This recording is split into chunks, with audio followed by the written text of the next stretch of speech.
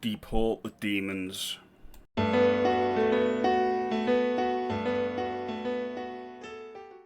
Good morning, I hope everyone's well today. Thank you for watching, as always, it is appreciated.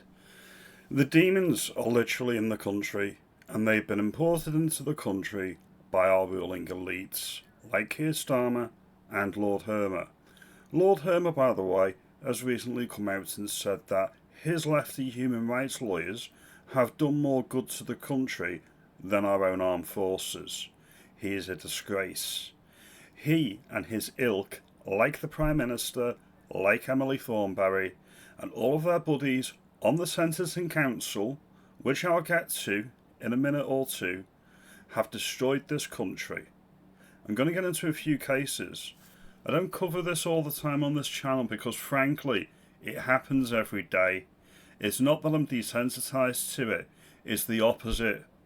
If you read all of this stuff, all of these cases of dinghy divers, illegal migrants, barbarians, demons from third world countries, if you read this stuff every day, you would go potty.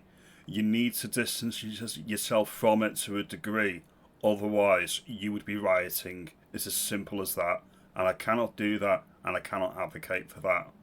So I'll get into these cases because, as I say, it's a daily occurrence now, and this is being done to us by our weak-willed politicians, either by design or because they are so fucking stupid.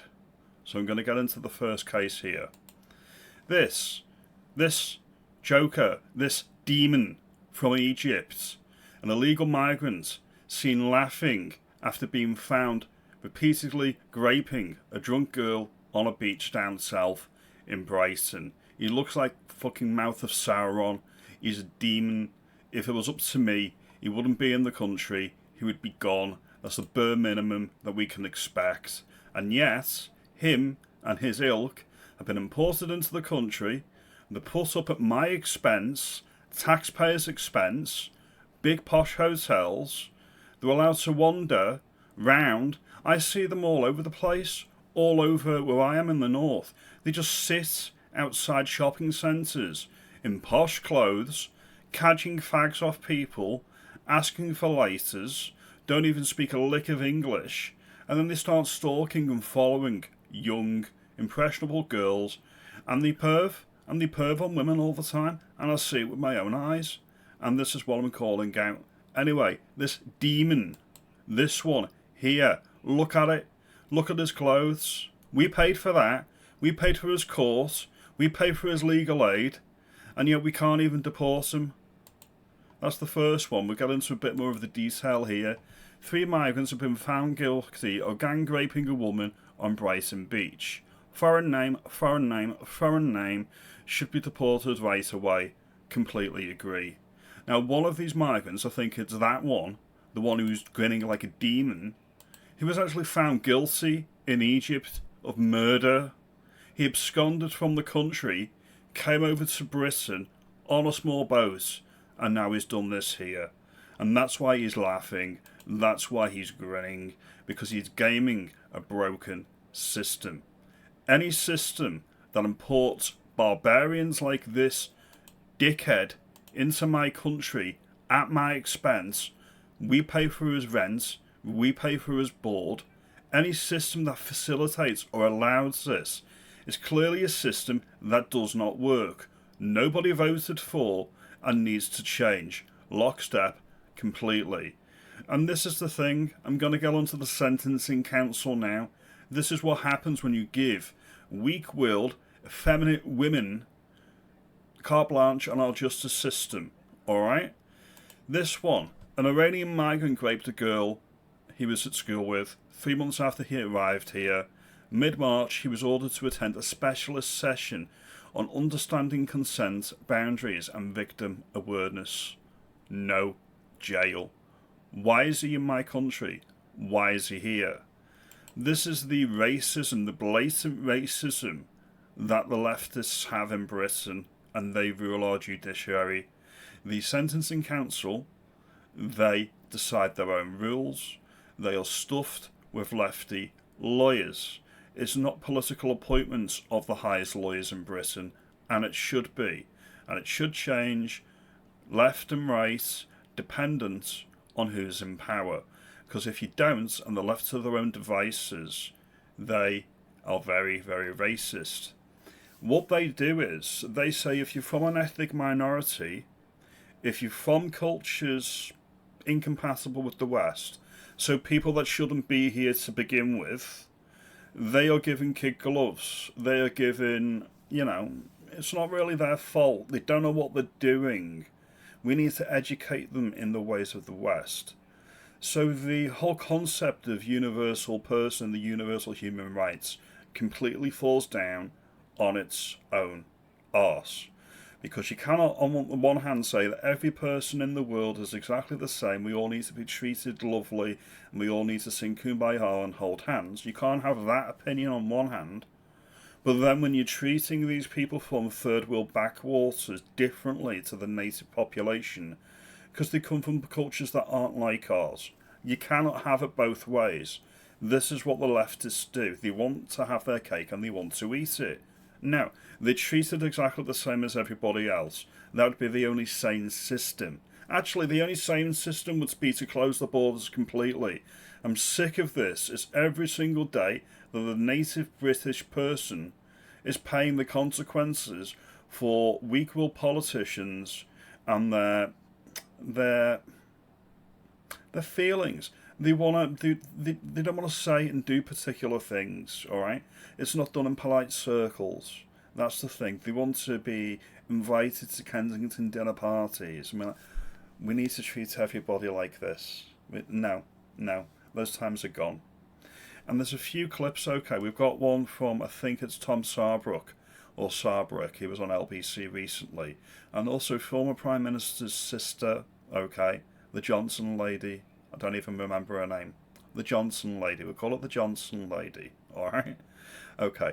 This is on a leftist station now, and the leftists are waking up that this isn't acceptable. Nobody wants this and nobody voted for it.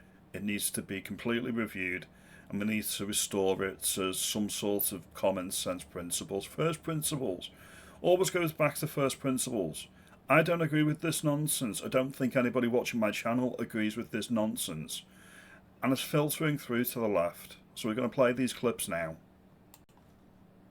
From that part of the world. I'm telling you what I would feel as a woman if I lived next to a migrant hotel, Victor. As a woman, I potentially would be more frightened for my daughter if there was 60 young men from countries where women are who are not allowed to be educated, who are married off at 9, who aren't allowed to participate in the professions, who are thrown off buildings if they don't cover their hair.